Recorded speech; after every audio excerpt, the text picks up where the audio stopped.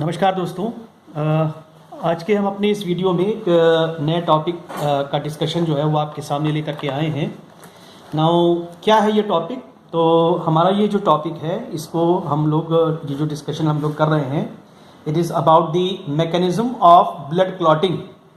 तो आपको ये पता है कि ब्लड क्लॉटिंग की क्या मैकेनिज्म होती है, किस तरीके से ब्लड क्लॉट करता है, ब्लड का कोagulation होता है अपॉन एन इंजरी, उसका डिस्कशन हम लोग अपने इस टॉपिक में आज स्टार्ट करेंगे। आप सभी को पता है कि जब भी कहीं ह्यूमन बॉडी में कोई इंजरी होती है, ब्लड वेसल्स जो है वो बस्ट करती फटती हैं, विकट होता है। तो अब इस दौरान होता यह है कि 2 से 3 मिनट में, या कभी कभी किसी दूसरे पेशेंट में ये 5 मिनट भी ये टाइम हो सकता है, तो विद इन 2 to 3 मिनट्स उस कट एरिया में, उस प्रभावित स्थान पर एक जो है ब्लड का क्लॉट बनता है, थक्का बनता है। तो ब्लड के इस क्लॉट के फॉर्मेशन में जो स्टेप्स इन्वॉल्व हैं उसी का डिस्कशन हम लोग यहाँ पे आज करने वाले हैं। तो देखिए, ब्लड क्लॉटिंग जो है वो अपने आप में एक बहुत ही कॉम्प्लेक्स केमिकल प्रोसेस है, बहुत ही कॉम्प्लेक्स केमिकल रिएक्शन है blood clotting. So it is a complex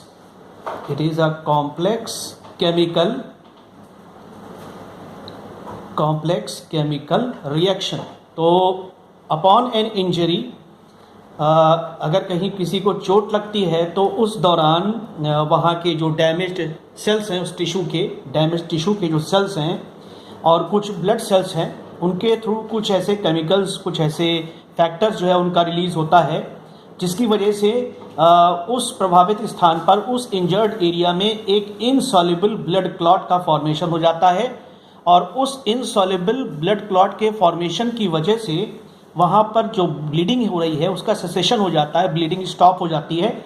इस तरीके से ब्लड क्लॉटिंग जो है वो बॉडी का अपना एक डिफेंस मैकेनिज्म है, जो कि एक ब्लड इंजरी के बाद जो एक्सेसिव ब्लीडिंग है उस ब्लीडिंग को रोकने में ये हमारी हेल्प करता है, ये ब्लड क्लॉट फॉर्मेशन जो है।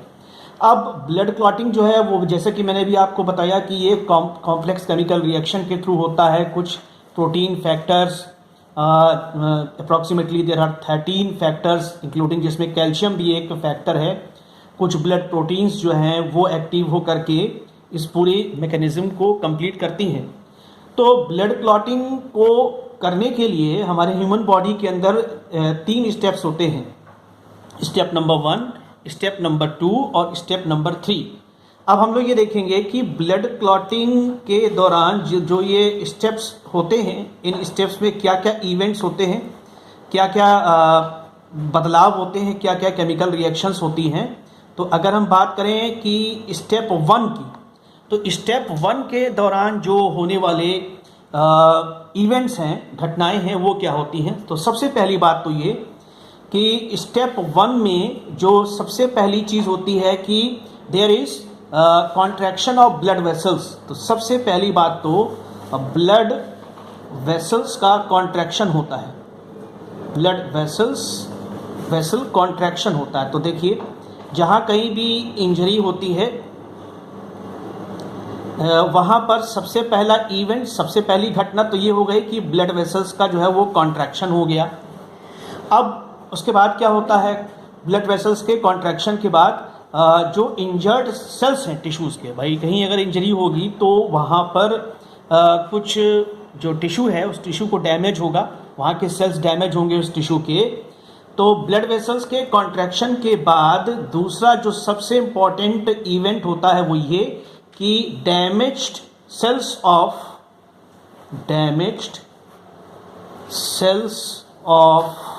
the damaged tissue release a factor called factor third, or release a factor called factor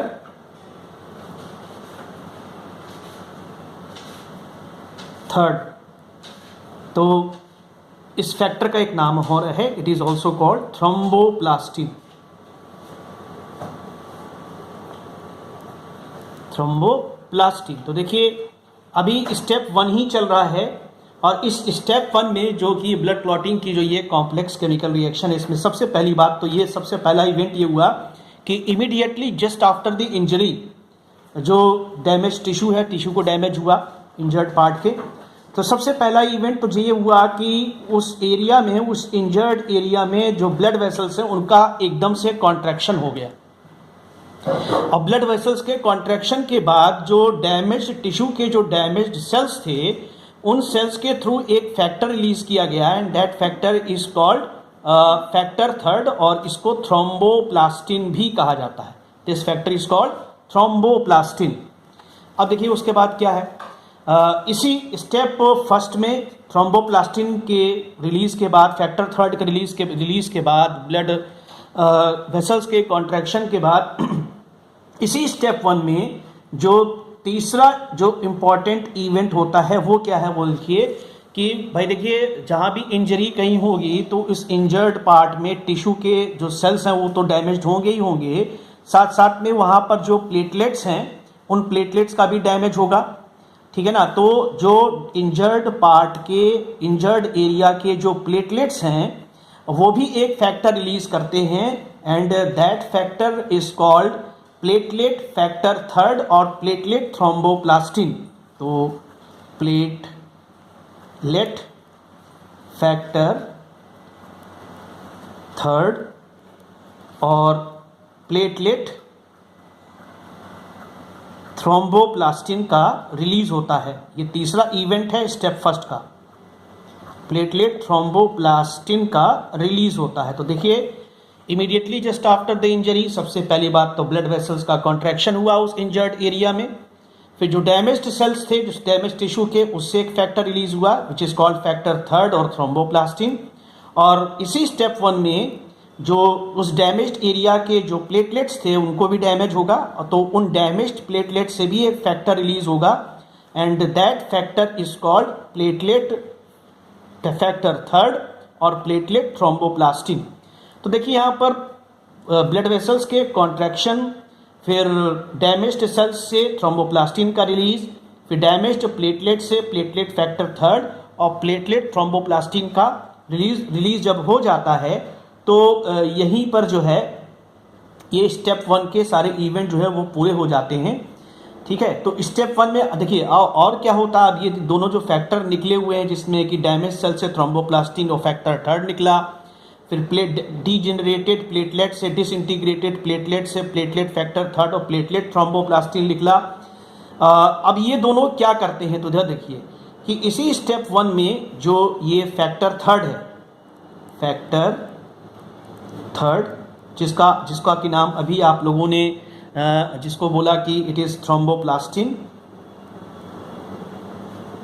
thromboplastin इसे कहा, it is released by the damaged cells of the damaged tissue. तो ये platelet factor third और thromboplastin जो कि damage cell से निकल रहा है, ये कंबाइन कर गया किससे, जो डीजेनरेटेड प्लेटलेट्स हैं उससे जाकर के ये जुड़ जाते हैं, ये केमिकल कॉम्बिनेशन होती है इन दोनों के बीच में। प्लेटलेट फैक्टर थर्ड और प्लेटलेट थ्रोम्बोप्लास्टिन, ये दोनों आपस में, प्लेटलेट थ्रोम्बोप्लास्टिन, प्लेटलेट थ्रोम्बोप्लास्टिन, इन दोनों का आपस में केमिकल कॉम्बिनेशन हो गया। मतलब डैमेज्ड सेल से निकलने वाला जो फैक्टर थर्ड है थ्रोम्बोप्लास्टिन और डीजेनरेटेड प्लेटलेट से निकलने वाला प्लेटलेट फैक्टर थर्ड है और प्लेटलेट थ्रोम्बोप्लास्टिन है, ये दोनों आपस में केमिकली कंबाइन कर गए in the presence of calcium ion, in the presence of calcium ion. और इन दोनों के केमिकल कॉम्बिनेशन से एक एंजाइम का फॉर्मेशन होगा और that enzyme is called prothrombinase. इस एंजाइम को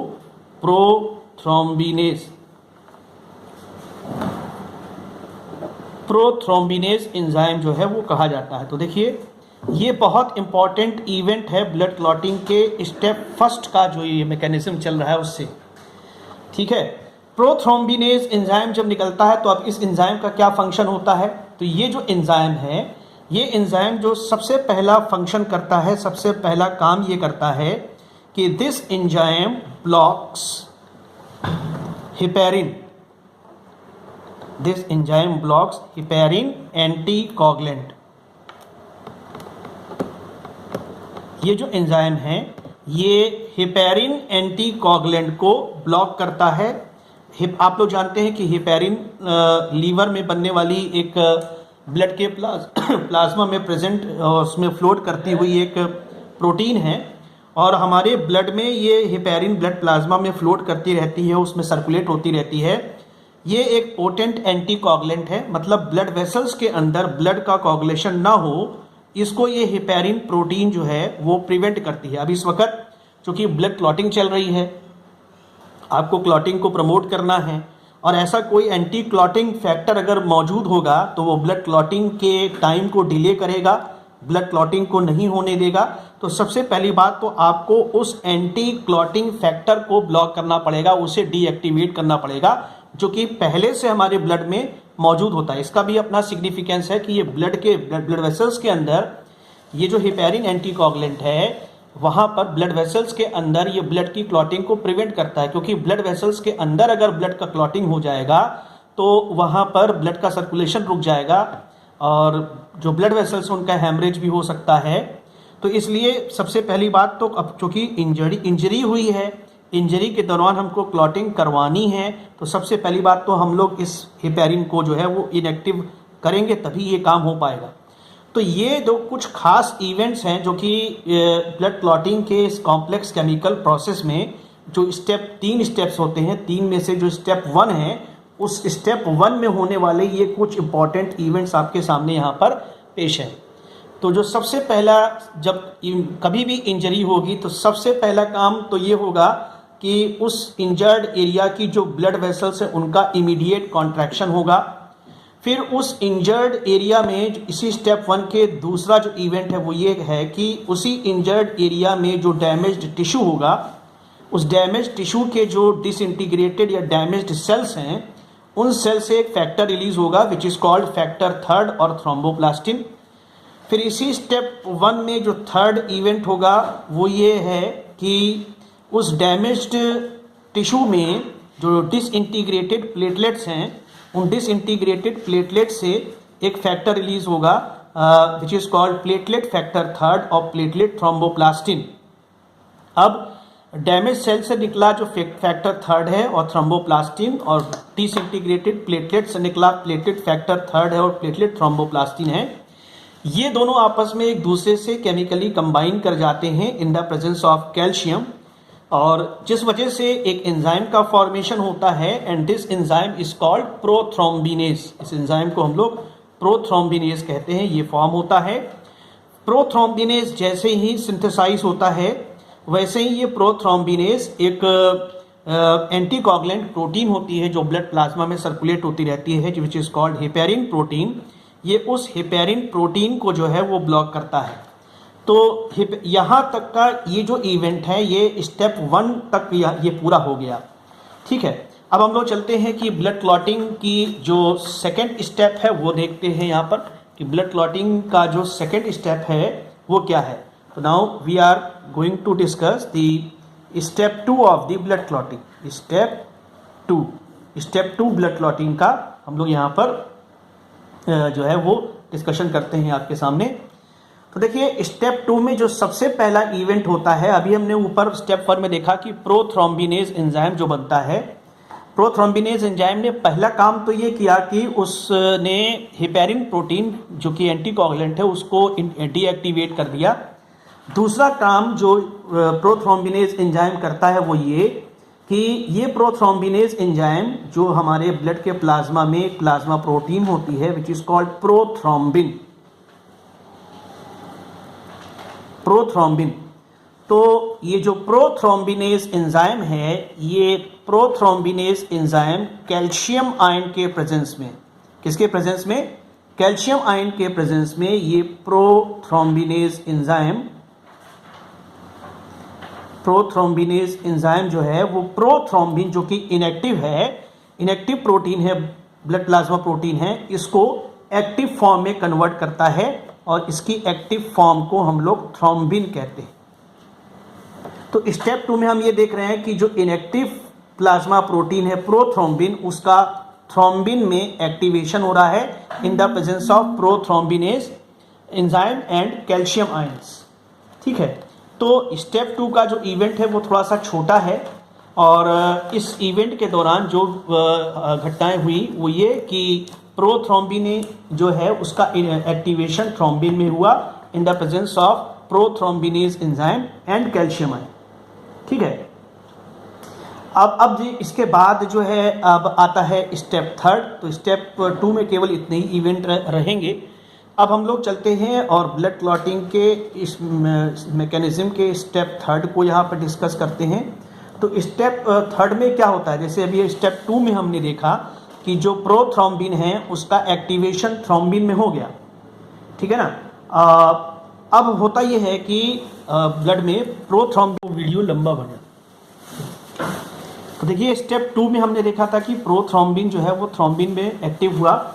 अब स्टेप 3 आते हैं ब्लड क्लॉटिंग के मैकेनिज्म का तीसरा और आखिरी स्टेप ये है कि इस स्टेप में होगा ये कि देखिए जो थ्रोम्बिन एक्टिव हुआ था, ये थ्रोम्बिन क्या करता है, ये ब्लड के प्लाज्मा में एक और प्रोटीन, इनएक्टिव प्रोटीन होती है जिसको आप लोग कहते हो फाइब्रिनोजिन। फाइब्रिनोजिन,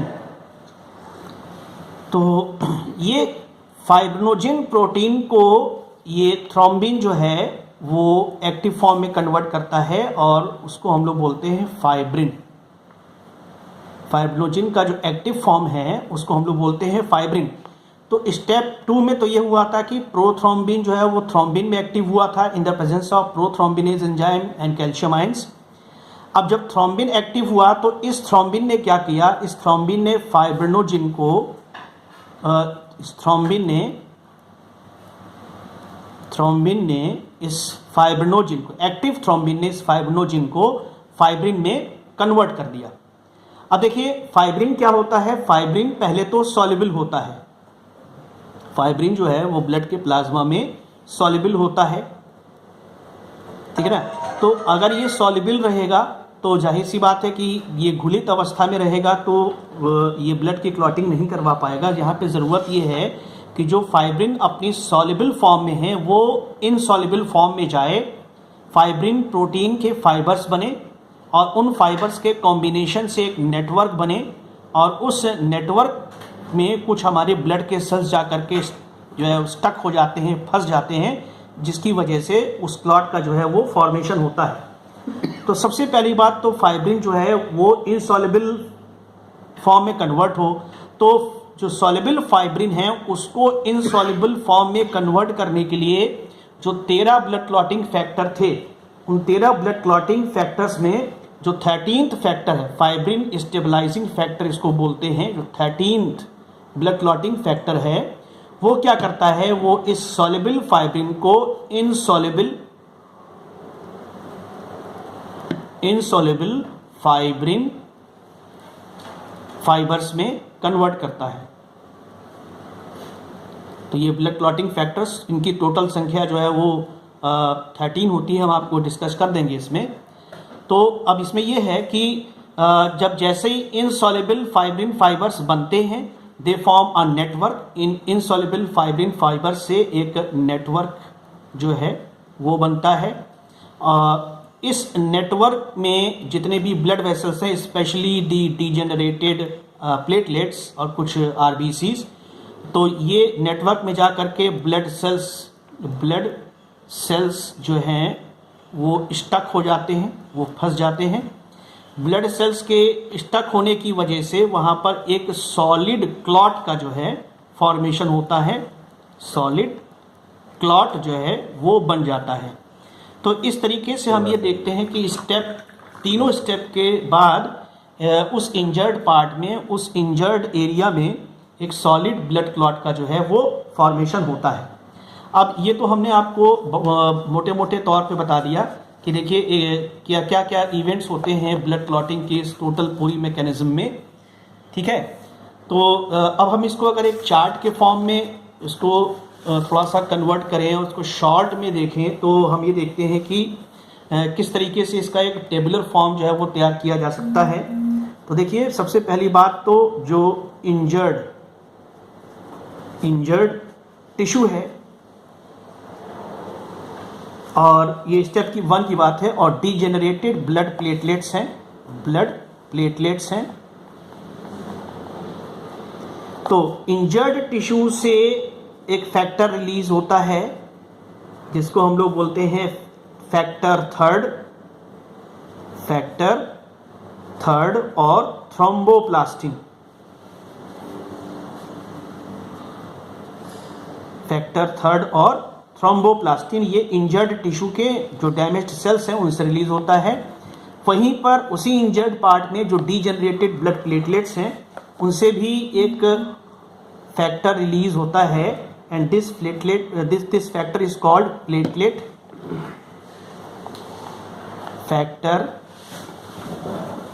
थर्ड और प्लेटलेट थ्रोम्बोप्लास्टिन, प्लेटलेट थ्रोम्बोप्लास्टिन। तो अब ये हुआ, ये इसके बाद ये दोनों फैक्टर्स यानी फैक्टर थर्ड और प्लेटलेट थ्रोम्बोप्लास्टिन ये दोनों आपस में केमिकल कॉम्बिनेशन के through in the presence of calcium ion एक एंजाइम का फॉर्मेशन करते हैं और इस एंजाइम को आप कहते हो प्रोथ्रोम्बिनेज। उस एंजाइम का नाम है प्रोथ्रोम्बिनेज एंजाइम। ये प्रोथ्रोम्बिनेज एंजाइम जैसे ही बनता है it immediately deactivate the heparin protein. ये तुरंत ही हेपेरिन प्रोटीन को डीएक्टिवेट करता है विच इज़ एन एंटीकोगुलेंट। तो ये डीएक्टिवेट हेपेरिन प्रोटीन को डीएक्टिवेट करता है ये प्रोथ्रोम्बिनेज एंजाइम। इसके बाद जो है प्रोथ्रोम्बिनेज का एक फंक्शन और है, वो बहुत इंपॉर्टेंट स्टेप है इसका। यहाँ तक अब हम लोग स्टेप 2 में चले जाते हैं। तो ये प्रोथ्रोम्बिनेज एंजाइम एक तरफ तो ये हेपेरिन प्रोटीन जो कि एक एंटीकोगुलेंट है उसको डीएक्टिवेट कर रहा है, दूसरी तरफ ये कैल्शियम आयन के प्रेजेंस में ही ये प्रोथ्रोम्बिनेज एंजाइम प्रोथ्रोम्बिन को उसकी एक्टिव फॉर्म जिसको आप थ्रोम्बिन कहते हैं उसमें बदलता है। थ्रोम्बिन जैसे ही बनता है, जैसे ही ये थ्रोम्बिन अपनी एक्टिव फॉर्म में आता है, वैसे ही ये दूसरी ब्लड प्रोटीन जिसको आप फाइब्रिनोजेन कहते हो उसको उसकी एक्टिव फॉर्म यानी फाइब्रिन में कन्वर्ट करता है। ये काम जो है वो थ्रोम्बिन का है। थ्रोम्बिन जो है वो फाइब्रिनोजेन को उसकी एक्टिव फॉर्म फाइब्रिन में कन्वर्ट करता है। फाइब्रिन जब बनता है तो वो अपनी पहले तो सॉल्युबल फॉर्म में होता है। यहाँ पे जो फाइब्रिन बनेगा वो पहले तो सॉल्युबल फॉर्म में बनता है फाइब्रिन। अब जो प्लेटलेट फैक्टर जो 13 फैक्टर्स है उसमें से जो फैक्टर 13th है उसको हम लोग बोलते हैं फाइब्रिन स्टेबलाइजिंग फैक्टर। ये क्या करता है, ये इस सॉल्युबल फाइब्रिन को इनसॉल्युबल फाइब्रिन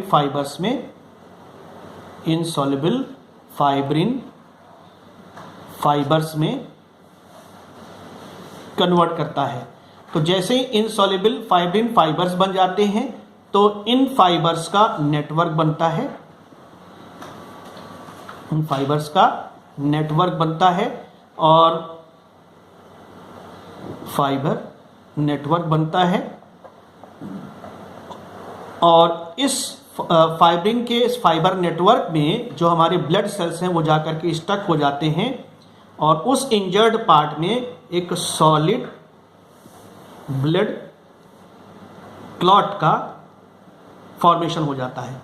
तो इस तरीके से ये पूरी मैकेनिज्म जो है वो ब्लड क्लॉटिंग की चलती है। आशा है आपको ये सारे प्रोसेसेस जो है वो इन्फॉर्मेटिव लगे होंगे। आप इसको नोट भी कर सकते हैं अपनी कॉपी में, जैसे जैसे मैं बोलता जा रहा हूँ वैसे वैसे, और इसको आसानी से समझ सकते हैं। आगे ब्लड क्लॉटिंग के विषय में हम अगले अपने वीडियो में कुछ और डिस्कशन आगे बढ़ाएंगे। तो आप हमारे साथ जुड़े रहिएगा और वीडियो को सब्सक्राइब करिएगा बेल आइकन दबा करके। आगे के आने वाले जितने भी नोटिफिकेशंस हैं उनको ऑब्टेन करने के लिए हमारे साथ रहिएगा। Thank you.